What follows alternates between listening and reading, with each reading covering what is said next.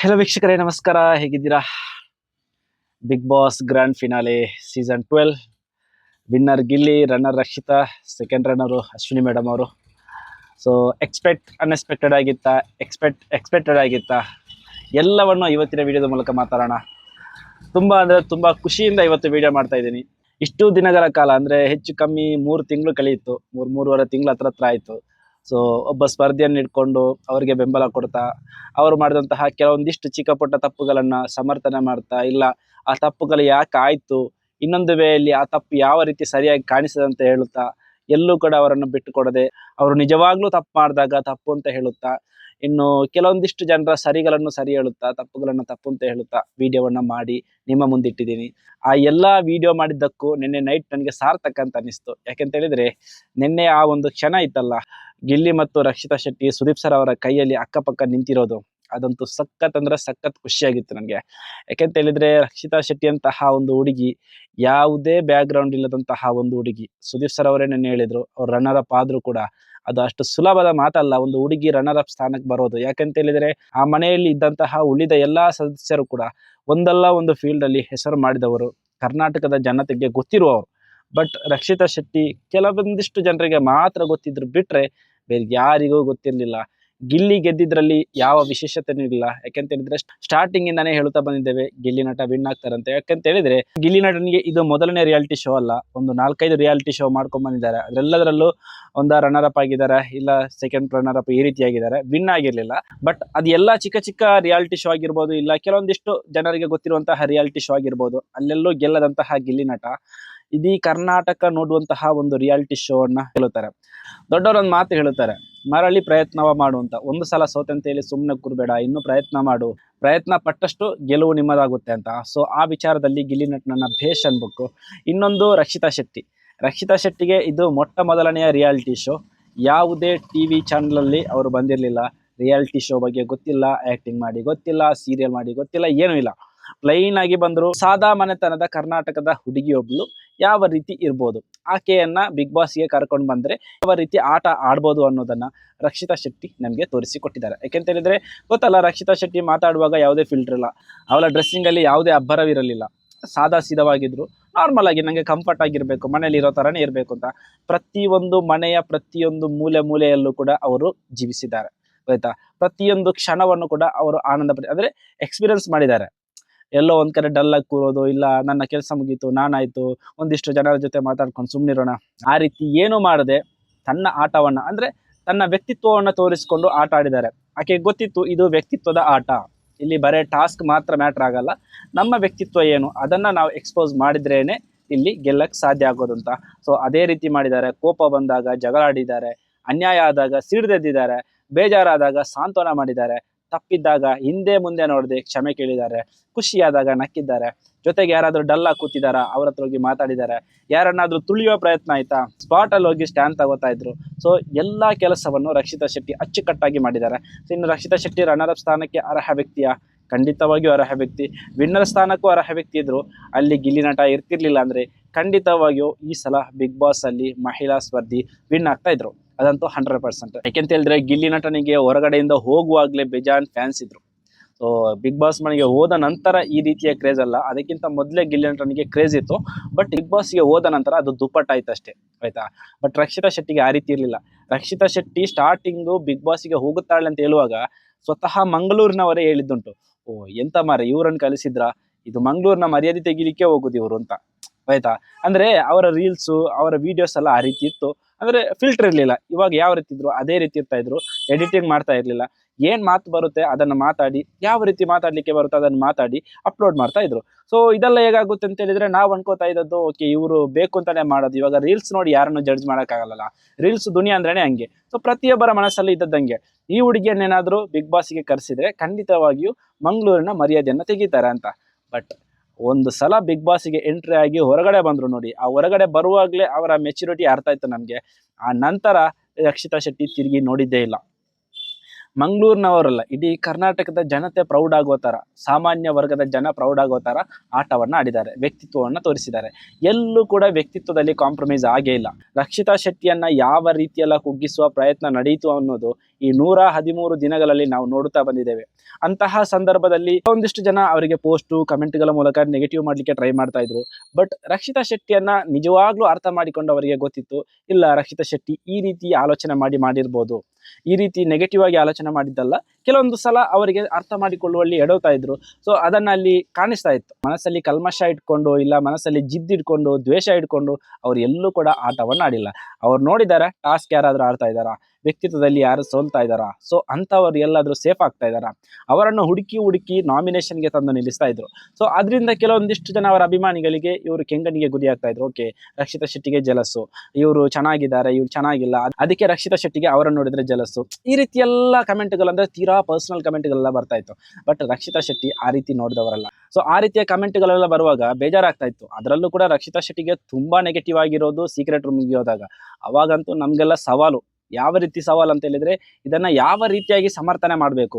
ಕೆಲವೊಂದಿಷ್ಟು ತೀರಾ ಪ್ರಶ್ನೆಗಳು ಬರೋದು ಯಾವುದು, ಈ ಪರ್ಸನಲ್ ಆಗಿ ನಿಮ್ಮ ಮನೆ ಹೆಣ್ಮಕ್ಳು ಈ ರೀತಿನಾ, ಇಲ್ಲ ನಿನ್ನ ಅಕ್ಕ ತಂಗಿರು ಈ ರೀತಿನಾ, ಕೆಲವೊಂದಿಷ್ಟು ಕಮೆಂಟ್ಗಳು ಬಂದಿದೆ, ಅದನ್ನೆಲ್ಲ ನೆಗ್ಲೆಕ್ಟ್ ಮಾಡಿದ್ದೀನಿ ನಾನು. ಬಟ್ ಹೇಳೋದು, ಈಗ ನಮ್ಗಾಗದವರ ಜೊತೆ ನಮ್ಮನ್ನು ಸೀಕ್ರೆಟ್ ರೂಮಲ್ಲಿ ಇಟ್ಟಿದ್ದಾರೆ, ಅಲ್ಲಿ ಇರಿಟೇಷನ್ ಆಗುತ್ತೆ. ಸೊ ಮೊದಲೇ ಸ್ವಲ್ಪ ಮುಂಗೊಪ್ಪಿ ಕೆಲವೊಂದ್ಸಲ ನಮ್ಮನ್ನು ಇಮಿಟೇಟ್ ಮಾಡೋದು ಇದೆಲ್ಲ ಮಾಡುವಾಗ ಆಟೋಮೆಟಿಕ್ಲಿ ಯಾರಿಗಾದ್ರೂ ಇರಿಟೇಷನ್ ಆಗೇ ಆಗುತ್ತೆ. ಸೊ ಸಹಜ ಸ್ವಭಾವವನ್ನು ರಕ್ಷಿತಾ ಶೆಟ್ಟಿ ತೋರಿಸಿದ್ದಾರೆ ಹೊರತು ಅಲ್ಲಿ ಯಾರು ತೋರಿಸದಂತಹ ಸ್ವಭಾವವನ್ನು ರಕ್ಷಿತಾ ಶೆಟ್ಟಿ ತೋರಿಸಿರಲಿಲ್ಲ. ಬಟ್ ಅದ್ಯಾಗೋ ರಕ್ಷಿತಾ ಶೆಟ್ಟಿಯ ಭಾಷೆಯಿಂದನೋ ಇಲ್ಲ ರಕ್ಷಿತಾ ಶೆಟ್ಟಿ ಇರುವ ರೀತಿಯಿಂದನೋ ಗೊತ್ತಿಲ್ಲ, ಒಟ್ಟಾರೆಯಾಗಿ ಅವ್ರು ಕೂತು ಊಟ ಮಾಡೋದು ಕೂಡ ನೆಗೆಟಿವ್, ಅವ್ರು ಮಾತಾಡೋದು ನೆಗೆಟಿವ್, ಅವರು ಟಾಸ್ಕು ನೆಗೆಟಿವ್, ಎಲ್ಲ ನೆಗೆಟಿವ್ ಆಗಿತ್ತು. ಬಟ್ ಆ ಸಂದರ್ಭದಲ್ಲಂತೂ ರಕ್ಷಿತಾ ಶೆಟ್ಟಿಯ ಪರವಾಗಿ ನಿಂತು ಮಾತಾಡೋದು ದೊಡ್ಡ ಸವಾಲು ಅಂತಾನೆ ಅನಿಸ್ತಾ ಇತ್ತು. ಬಟ್ ವಾಟ್ ಎವರ್, ನಮ್ಗೆ ಅರ್ಥ ಆಗ್ತಾ ಇತ್ತು ರಕ್ಷಿತಾ ಶೆಟ್ಟಿಯ ಪರಿಸ್ಥಿತಿ ಏನು ಅಂತ. ನಾವೇನ್ ಮಾತಾಡ್ತಾ ಇದ್ವಿ ಅಂತ ಹೇಳಿದ್ರೆ, ಆ ಪರಿಸ್ಥಿತಿಯಲ್ಲಿ ನಾವಿರ್ತಿದ್ರೆ ಹೆಂಗಿರ್ತಿತ್ತು ಅಷ್ಟೇ ಆಲೋಚನೆ ಮಾಡೋದು. ಅಲ್ಲಿ ಇವಾಗ ರಕ್ಷಿತಾ ಶೆಟ್ಟಿಯನ್ನು ನೆಗೆಟಿವ್ ಆಗಿ ತೋರಿಸ್ತಾ ಇದ್ದಾರಲ್ಲ, ರಕ್ಷಿತಾ ಶೆಟ್ಟಿ ನೆಗೆಟಿವ್ ಆಗಿ ಕಾಣ್ತಾ ಇದ್ದಾಳೆ ಅಂತ ಹೇಳಿದ್ರೆ, ಇಷ್ಟು ದಿನಗಳ ಕಾಲ ಅವರಲ್ಲದ್ದು ಆ ಸೀಕ್ರೆಟ್ ರೂಮ್ಗೆ ಹೋದಾಗಲೇ ಯಾಕೆ ಆ ರೀತಿ ಆಡಿದ್ಲು ಅನ್ನೋ ಯೋಚನೆ ಮಾಡಿದಾಗ ಉತ್ತರ ಖಂಡಿತವಾಗ್ಲೂ ಸಿಗುತ್ತೆ. ಬಟ್ ಈ ನೆಗೆಟಿವ್ ಕಮೆಂಟ್ಗಳೆಲ್ಲ ಏನಿತ್ತು ಅಂತ ಹೇಳಿದ್ರೆ, ಕಾಯ್ತಾ ಇದ್ರು ಈಕೆಯನ್ನ ಹೇಗಾದ್ರೂ ಮಾಡಿ ನೆಗೆಟಿವ್ ಮಾಡಬೇಕು. ಇಷ್ಟು ಚಿಕ್ಕ ಹುಡುಗಿ, ಏನು ಬ್ಯಾಕ್ಗ್ರೌಂಡ್ ಇಲ್ಲ, ಬಟ್ ಇವಳ ಆಟಿಟ್ಯೂಡ್ ಇಂದ, ಇವಳ ಹಾವಭಾವದಿಂದ, ಇವಳ ಮಾತುಗಳಿಂದಾನೇ ಇವಳು ಮುಂದೆ ಇದ್ದಾಳೆ. ಅದು ಕೂಡ ಗಿಲ್ಲಿ ರಕ್ಷಿತಾ ಇದೇ ರೀತಿ ಬರ್ತಾ ಇದೆ, ವಿನ್ನರು ರನ್ನರು. ಸೊ ಇದರ ನಡುವಲ್ಲಿ ಘಟಾನುಘಟಿ ಸ್ಪರ್ಧಿಗಳಿದ್ದಾರೆ, ಅವರೆಲ್ಲ ಹಿಂದಕ್ಕೆ ಹೋಗ್ತಾ ಇದ್ದಾರೆ ಅಂತ ಹೇಳುವಾಗ ಅವರವರ ಅಭಿಮಾನಿಗಳು ನೆಗೆಟಿವ್ ಮಾಡೋದು ಸಹಜ. ಬಟ್ ಅದೆಲ್ಲವನ್ನು ಮೆಟ್ಟಿ ನಿಂತು ರಕ್ಷಿತಾ ಶೆಟ್ಟಿ ಒಂದು ಚಾಲೆಂಜ್ ಕೂಡ ಹಾಕಿರ್ತಾರೆ ಬಿಗ್ ಬಾಸ್ ಮನೆಯ ಒಳಗಡೆ, ಇಂತಿಂಥವರನ್ನ ಹೊರಗಡೆ ಕಳಿಸಿ ನಾನು ಹೊರಗಡೆ ಹೋಗ್ತೀನಿ ಅಂತ. ಸೊ ಅದೇ ರೀತಿ ಆಯ್ತು ನಿನ್ನೆ ರಕ್ಷಿತಾ ಶೆಟ್ಟಿ ರನ್ನರ್ ಅಪ್ ಅಂತ ಹೇಳುವಾಗ ತುಂಬಾ ಖುಷಿ ಆಯ್ತು. ಒಂಥರ ಹೆಂಗ್ ಫೀಲ್ ಆಯ್ತು ಅಂತ ಹೇಳಿದ್ರೆ, ಈ 3 ತಿಂಗಳ ಸತತ ಪ್ರಯತ್ನದಿಂದ ಯಾವುದೋ ಒಂದು ಕಾರ್ಯಕ್ರಮಕ್ಕೆ ನಾವು ಶ್ರಮಿಸ್ತಾ ಇರ್ತೇವೆ, ಆ ಕಾರ್ಯಕ್ರಮ ಸಕ್ಸಸ್ಫುಲ್ ಆಗಿ ಕಂಪ್ಲೀಟ್ ಆದಾಗ ಯಾವುದೊಂದು ಫೀಲ್ ಬರುತ್ತಲ್ಲ, ತೃಪ್ತಿ ಬರುತ್ತಲ್ಲ, ಆ ರೀತಿಯ ತೃಪ್ತಿ ನೆನ್ನೆ ಆಗಿದ್ದಂತೂ ಸತ್ಯ. ಯಾಕೆಂತಂದ್ರೆ ಏನೋ ಗೊತ್ತಿಲ್ಲ, ಒಂಥರ ನಿರಾಳತೆಯ ಭಾವ. ನನ್ನ ವಿಡಿಯೋ ನೋಡ್ತಾ ಇರೋ ನಿಮ್ಮಲ್ಲೂ ತುಂಬಾ ಜನರಿಗೆ ಆ ರೀತಿಯ ಫೀಲ್ ಆಗಿದೆ ಅಂತ ಅನ್ಕೋತೀನಿ.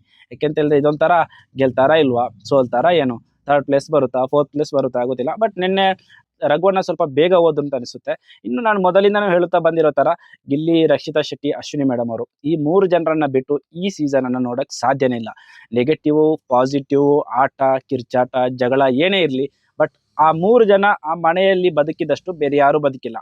ಈವನ್ ಅಶ್ವಿನಿ ಮೇಡಮ್ ಆದ್ರೂ ಅಷ್ಟೇ, ಜಗಳ, ಕೋಪ, ಒಳ್ಳೆತನ, ಮಮಕಾರ, ತಾಯಿ ಗುಣ ಎಲ್ಲಾನು ತೋರಿಸಿದ್ದಾರೆ, ಎಲ್ಲೂ ಕೂಡ ಫಿಲ್ಟರ್ ಹಾಕೊಂಡಿಲ್ಲ. ಓಕೆ, ಇನ್ನು ರಕ್ಷಿತಾ ಶೆಟ್ಟಿನೂ ಅಷ್ಟೇ, ಜಗಳ, ಕೋಪ ಎಲ್ಲ ತೋರಿಸಿದ್ದಾರೆ. ಗಿಲ್ಲಿ ನಟನೂ ಅಷ್ಟೇ, ಜಗಳನೂ ಮಾಡಿದ್ದಾರೆ, ಕೋಪನೂ ಮಾಡಿದ್ದಾರೆ, ಇನ್ನು ಕಾಮಿಡಿನೂ ಮಾಡಿದ್ದಾರೆ, ವಾಟ್ ಎವರ್. ಇನ್ನು ಗಿಲ್ಲಿ ನಟನಿಗೆ ಪಾಸಿಟಿವ್ ಆಗಿರೋದು ಏನು ಅಂತ ಹೇಳಿದ್ರೆ, ಪ್ರೀವಿಯಸ್ ಅವರು ಮಾಡ್ಕೊಂಡು ಬಂದಿರುವಂತಹ ಶೋಗಳು, ಅವರ ಟ್ಯಾಲೆಂಟ್, ಅವರ ನಗಿಸುವಂತಹ ಟ್ಯಾಲೆಂಟ್ ಇದೆಯಲ್ಲ, ಅದವರಿಗೆ ಒಟ್ರಾಸಿಯಾಗಿ ಪಾಸಿಟಿವ್ ಆಯಿತು. ಇನ್ನು ಆಟ, ವ್ಯಕ್ತಿತ್ವ ಅಂತೆಲ್ಲ ಬಂದಾಗ ಎಲ್ಲರೂ ಚೆನ್ನಾಗಿ ಆಡಿದ್ದಾರೆ. ಅದರಲ್ಲೂ ಕೂಡ ನನ್ನ ಫೇವ್ರೇಟ್ ಆಗಿದ್ದು ಈ 3 ಜನ. ಆ 3 ಜನ ಇದೇ ಸ್ಥಾನದಲ್ಲಿ ಬರಬೇಕು ಅಂತ ನನಗೆ ಆಸೆ ಇತ್ತು. ಯಾಕೆಂತಂದರೆ ಅಶ್ವಿನಿ ಮೇಡಮ್ ಅವರು ಸ್ಟಾರ್ಟಿಂಗಲ್ಲಿ ಸ್ವಲ್ಪ ತಪ್ಪು ಮಾಡಿದ್ದಾರೆ. ಬಹುಶಃ ಈ ರೀತಿನೇ ಇರ್ಬೋದು, ಪ್ರೀವಿಯಸ್ ಯಾವುದಾದ್ರೂ ಶೋ ನೋಡ್ಕೊಂಡ್ಬಂದು ಓಕೆ ಇಲ್ಲಿ ಗಟ್ಟಿಯಾಗಿ ನಿಲ್ಲಬೇಕು ಸೊ ಅನ್ನೋ ಒಂದು ಭಾವನೆ ಅವ್ರ ಹತ್ರ ಬಂದಿರ್ಬೋದು. ಅದರಿಂದ ಅವ್ರು ಏನು ಮಾಡಿದ್ರು ಅಂತ ಹೇಳಿದ್ರೆ, ಸ್ವಲ್ಪ ಅಲ್ಲಿ ಎಲ್ರಿಗಿಂತ ಮೇಲೆ ಇರೋ ಥರ ಬಿಹೇವ್ ಮಾಡ್ತಾ ಆ ರೀತಿಯ ಒಂದು ಆ್ಯಟಿಟ್ಯೂಡ್ ತೋರಿಸ್ತಾ ಹೋಗ್ತಾರೆ. ಹೋಗ್ತಾ ಅದು ಅವರಿಗೆ ನೆಗೆಟಿವ್ ಆಗೋದನ್ನು ಕಾಣಿಸಿದಾಗ ಓಕೆ ಫೈನ್, ಇನ್ನು ಈ ರೀತಿ ಇದ್ದು ಪ್ರಯೋಜನ ಇಲ್ಲ, ನಾನಾಗೆ ಇರೋಣ ಅಂತ ಅನ್ನೋ ಫೀಲ್ ಬಂದಿರುತ್ತೆ ಅವರಿಗೆ. ಆನಂತರ ಅವರು ಚೆನ್ನಾಗೇ ಹೋಗ್ತಾರೆ. ಆನಂತರ ಅವರು ಇಷ್ಟ ಆಗ್ತಾ ಹೋಗ್ತಾರೆ. ಕೆಲವೊಂದು ಲಾಸ್ಟ್ ಟೈಮಲ್ಲಿ ಧ್ರುವಂತ್ ಅವ್ರ ಜೊತೆ ಸೇರಿದ ನಂತರ ಸ್ವಲ್ಪ ಅವರಿಗೆ ನೆಗೆಟಿವ್ ಆಯಿತು. 2.0 ವರ್ಸನ್ ಏನಿತ್ತು ತುಂಬಾ ಇಷ್ಟ ಆಗ್ತಾ ಹೋಯ್ತು ಎಲ್ರಿಗೂ ಕೂಡ. ಅಂದರೆ ಏನೇ ಕಿಟಲೆ ಮಾಡಿದ್ರು, ಇವಾಗ ಫ್ಯಾಮಿಲಿ ರೌಂಡ್ ಬಂದ ನಂತರ ಅಂತೂ ಅಶ್ವಿನಿ ಮೇಡಮ್ ಅವರು ತುಂಬಾ ಇಷ್ಟ ಆಗಿದ್ರು. ನಾನು ತುಂಬ ವಿಡಿಯೋಗಳಲ್ಲಿ ಈ ಮಾತನ್ನೇ ಹೇಳಿದ್ದೇನೆ. ಗಿಲ್ಲಿ ನಟನ ತಂದೆ ತಾಯಿ ಬಂದಾಗ ಅಶ್ವಿನಿ ಮೇಡಮ್ ಅವರು ತೋರಿಸಿದಂತಹ ಪ್ರೀತಿ ಕಾಳಜಿ, ಆನಂತರ ಅಶ್ವಿನಿ ಮೇಡಮ್ ಅವರೇ ಸ್ವತಃ ಗಿಲ್ಲಿ ನಟನ ಜೊತೆ ಸ್ವಲ್ಪ ಜಾಸ್ತಿ ಟೈಮ್ ಸ್ಪೆಂಡ್ ಮಾಡ್ಲಿಕ್ಕೆ ಟ್ರೈ ಮಾಡ್ತಾ ಇದ್ರು. ಬಟ್ ಗಿಲ್ಲಿ ನಟ ಅಲ್ಲಿ ಅದಕ್ಕೆ ಆಸ್ಪದ ಕೊಡ್ತಾ ಇರಲಿಲ್ಲ. ಗೊತ್ತಿಲ್ಲ, ಮೇ ಬಿ ಅವರು ಆ ಗೇಮ್ ತರನೇ ತಗೊಂಡು ಹೋಗ್ತಾ ಇದ್ರು ಅನ್ಸುತ್ತೆ. ಇನ್ನೊಂದು ಗಿಲ್ಲಿ ನಟ ನಿನ್ನೆ ಒಂದು ಮಾತನ್ನೇ ಹೇಳ್ತಾರೆ, ನನಗೆ ಅಳು ಬರಲ್ಲ. ಸೊ ಇಷ್ಟು ದಿನ ಗಿಲ್ಲಿ ನಟ ಅಳಲ್ಲ ಅಂತ ಅನ್ಕೊಂಡಿದ್ವಿ, ಬಟ್ ಗಿಲ್ಲಿ ನಟನಿಗೆ ಅಳು ಬರಲ್ಲ ಅಂದ್ರೆ ಗಂಟ್ಲುವರೆಗೂ ಬರುತ್ತೆ, ಆ ನಂತರ ಅಳು ಬರಲ್ಲ ಅನ್ನೋದು ಗಿಲ್ಲಿ ನಟ ನಿನ್ನೆ ಮಾಧ್ಯಮದವರಿಗೆ ಹೇಳ್ತಿದ್ರು. ಸೊ ಕೆಲವೊಬ್ಬರಿಗೆ ಆ ರೀತಿ ಎಲ್ಲ ಇರುತ್ತಲ್ಲ. ಒಟ್ಟಾರೆಯಾಗಿ ಬಿಗ್ ಬಾಸ್ ಮನೆ ತುಂಬಾನೇ ಪಾಠವನ್ನು ಕೊಟ್ಟಿದೆ, ತುಂಬಾ ಮನೋರಂಜನೆಯನ್ನು ಕೊಟ್ಟಿದೆ. ಅನ್ನೋದು ಒಂದು ಮನೋರಂಜನಾ ಕಾರ್ಯಕ್ರಮ. ಅಲ್ಲಿ ಅವರವರ ವ್ಯಕ್ತಿತ್ವವನ್ನು ತೋರಿಸಿದ್ದಾರೆ, ಟಾಸ್ಕ್ ಆಡಿದ್ದಾರೆ, ಜಗಳ ಆಡಿದ್ದಾರೆ. ಬಟ್ ಎಲ್ಲರೂ ಕೂಡ ಕರ್ನಾಟಕದ ಜನತೆಯ ಮನಸ್ಸನ್ನು ಗೆದ್ದಿದ್ದಾರೆ. ಅದರಲ್ಲಿ ಸ್ವಲ್ಪ ಜಾಸ್ತಿ ಗೆದ್ದಿದ್ದಾರೆ, ಸ್ವಲ್ಪ ಕಡಿಮೆ ಗೆದ್ದಿದ್ದಾರೆ ಅನ್ನೋದು ಬಿಟ್ರೆ, ಹೇಟರ್ಸ್ ಆಗ್ಲಿ ಇಲ್ಲ ಕಮೆಂಟ್ ನೆಗೆಟಿವ್ ಕಮೆಂಟ್ ಆಗ್ಲಿ ಆ ಒಂದು ಸೀಸನ್ಗೆ ಸೀಮಿತ ಆಗಿರುತ್ತೆ ಹೊರತು ನಂತರ ಅದು ಬದಲಾಗುತ್ತಾ ಹೋಗುತ್ತೆ. ಅದರಲ್ಲೂ ಕೂಡ ನನಗೆ ಗಿಲ್ಲಿ, ರಕ್ಷಿತಾ ಶೆಟ್ಟಿ, ಅಶ್ವಿನಿ ಮೇಡಮ್ ಅವರು ಮತ್ತೆ ರಘುವಣ್ಣ ಇವರೆಲ್ಲ ನನಗೆ ತುಂಬಾನೇ ಇಷ್ಟ. ಮೊದಲಿಂದನೂ ನನಗೆ ಸ್ಟಾರ್ಟಿಂಗ್ ಇಂದ ಅಶ್ವಿನಿ ಮೇಡಮ್ ಅವರು ತುಂಬಾ ಇಷ್ಟ ಇದ್ರು. ಸೊ ರಕ್ಷಿತಾ ಶೆಟ್ಟಿ ಎಂಟ್ರಿ ಆದಾಗ ಅಶ್ವಿನಿ ಮೇಡಮ್ ಅವರು ಕೊಟ್ಟಂತಹ ಕಾರಣಗಳು. ಬಟ್ ಆ ನಂತರ ಸ್ವಲ್ಪ ಬದಲಾಯಿತು. ಸೊ ಅದು ಎಲ್ರಿಗೂ ಗೊತ್ತಿರುವಂಥದ್ದೇ. ನಂತರ ಅವರು 2.0 ವರ್ಸನ್ ಏನಿತ್ತು ಅದು ತುಂಬಾನೇ ಖುಷಿ ಕೊಟ್ಟಿತ್ತು. ನಂಗೆ ಅದರಲ್ಲಿ ಅವ್ರ ಹತ್ರ ತುಂಬಾ ಖುಷಿ ಆಗ್ತಾ ಇದ್ದಿದ್ದೇನೆ ಅಂತ ಹೇಳಿದ್ರೆ, ಜಗಳ ಆಡ್ಲಿ ಏನೇ ಆಡ್ಲಿ ಬಟ್ ಅವರ ಒಳ್ಳೆತನ ಇತ್ತು ಒಳಗಡೆ. ಅದರಲ್ಲಿ ಒಂದು ಮಮಕಾರ ಇತ್ತು. ಮಾತು ಸ್ವಲ್ಪ ಹೊರಟು ತರ ಕಾಣಿಸ್ತಾ ಇದ್ರು. ಸೊ ಅವರಲ್ಲಿ ಆ ಮಮಕಾರ ಎದ್ದು ಕಾಣಿಸ್ತಾ ಇತ್ತು. ಇವಾಗ ರಕ್ಷಿತಾ ಶೆಟ್ಟಿಯನ್ನ ಗಿಲ್ಲಿ ನೂಕಿದಾಗ ಅವರು ಟಾಸ್ಕ್ ಆಡ್ತಾ ಇದ್ರು. ಅದು ಕೂಡ ಅಷ್ಟು ಪೈಪೋಟಿ ಕೊಟ್ಟಂತಹ ಟಾಸ್ಕ್. ಬಟ್ ಆ ಟಾಸ್ಕ್ ಮಧ್ಯೆಯಲ್ಲಿ ಅಶ್ವಿನಿ ಮೇಡಮ್ ಅವರು ಅಲ್ಲಿ ಕೇಳ್ತಾಗುತ್ತೆ ಏನೋ ಅಂತ ಆ ರೀತಿ ಒಂದು ಕೇಳ್ತಾರಲ್ಲ. ಸೊ ಅದು ಎಲ್ರಿಗೂ ಬರಲ್ಲ. ಯಾಕೆಂತ ಹೇಳಿದ್ರೆ ಅಲ್ಲೊಂದು ತಾಯಿ ಗುಣ ಇರಬೇಕು. ಸೊ ಆ ತಾಯಿ ಗುಣ ಅಶ್ವಿನಿ ಮೇಡಮ್ ಅವರಲ್ಲಿತ್ತು. ಮತ್ತೆ ಎಲ್ಲರೂ ಮನುಷ್ಯ ಸಹಜ, ಕೆಟ್ಟ ಗುಣಗಳು ಇರುತ್ತೆ, ಒಳ್ಳೆ ಗುಣಗಳು ಇರುತ್ತೆ. ಸೊ ಅದು ನಮ್ಮಲ್ಲೂ ಇರುತ್ತೆ, ನಿಮ್ಮಲ್ಲೂ ಇರುತ್ತೆ, ಬಿಗ್ ಬಾಸ್ ಮನೆಗೆ ಹೋದವರಲ್ಲೂ ಇರುತ್ತೆ. ಅದನ್ನ ಹಿಡ್ಕೊಂಡು ನೇತಾಡಿ ಏನೂ ಪ್ರಯೋಜನ ಇಲ್ಲ. ಇನ್ನು ಅವರವರ ಜೀವನ ಅವರಿಗೆ ಅಷ್ಟೇ. ಸೊ ಇಲ್ಲಿವರೆಗೂ ಒಂದು ಜವಾಬ್ದಾರಿ ಗಿಲ್ಲಿ ನಟನಿಗಾಗ್ಲಿ, ರಕ್ಷಿತಾ ಶೆಟ್ಟಿಗಾಗ್ಲಿ, ಅಶ್ವಿನಿ ಮೇಡಮ್ ಅವ್ರಿಗಾಗ್ಲಿ ಎಲ್ರಿಗೂ ಗೊತ್ತು. ಇನ್ನು ಆ ಜವಾಬ್ದಾರಿ ದುಪ್ಪಟ್ಟಾಗುತ್ತೆ. ಯಾಕೆಂತ ಹೇಳಿದ್ರೆ ಅಭಿಮಾನಿಗಳು ಜಾಸ್ತಿ ಆದಾಗೆ ರೆಸ್ಪಾನ್ಸಿಬಿಲಿಟಿ ಜಾಸ್ತಿ ಆಗುತ್ತೆ ಎಲ್ರಿಗೂ ಅಷ್ಟೇ. ಇವಾಗ ಸೋಷಿಯಲ್ ಮೀಡಿಯಾ ಇನ್ಫ್ಲುಯೆನ್ಸರ್ ಆಗಲಿ, ಯೂಟ್ಯೂಬರ್ಸ್ ಆಗಲಿ, ಯಾರಿಗೆ ಆಗಲಿ ಸಬ್ಸ್ಕ್ರೈಬರ್ ಜಾಸ್ತಿ ಆದಂಗೆ ಅವರಿಗೆ ಜವಾಬ್ದಾರಿಗಳು ಜಾಸ್ತಿ ಆಗುತ್ತೆ. ಯಾಕಂತ ಹೇಳಿದ್ರೆ ನಾವು ಕೊಡುವ ಕಂಟೆಂಟ್ಗಳು ಯಾವ ರೀತಿ ಕ್ವಾಲಿಟಿ ಇರಬೇಕು, ನಮ್ಮ ಮಾತುಗಳು ಯಾವ ರೀತಿ ಇರಬೇಕು, ಪ್ರತಿಯೊಂದರ ಮೇಲೂ ನಿಗಾ ಇಡಬೇಕಾಗಿ ಬರುತ್ತೆ. ನಾವು 4 ಜನರ ಜೊತೆ ಇರುವುದಕ್ಕೂ 4,000 ಜನರ ಜೊತೆ ಇರುವುದಕ್ಕೂ ತುಂಬಾನೇ ವ್ಯತ್ಯಾಸ ಇದೆ. ಸೊ ಇಷ್ಟೇ. ಇನ್ನು ಬಂದಂತಹ ಆ ನೇಮು ಫೇಮ್ ಏನಿದೆ, ಆ ನೇಮು ಫೇಮ್ಗೆ ಯಾವುದೇ ಅಡೆತಡೆ ಧಕ್ಕೆ ಆಗದ ರೀತಿಯಲ್ಲಿ ಕಾಪಾಡ್ಕೊಂಡು ಮುಂದಕ್ಕೆ ಹೋದ್ರೆ ಎಲ್ರಿಗೂ ಒಳ್ಳೆ ಭವಿಷ್ಯ ಇದೆ.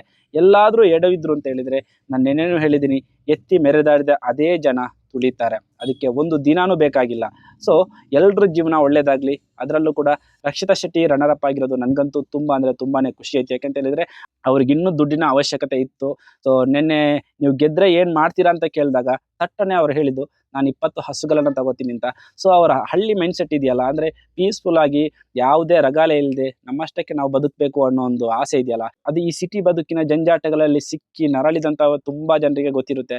ಪ್ರಶಾಂತವಾದ ಒಂದು ವಾತಾವರಣದಲ್ಲಿ ಬದುಕಬೇಕು ಅನ್ನೋ ಒಂದು ಆಸೆ ಇರುತ್ತೆ.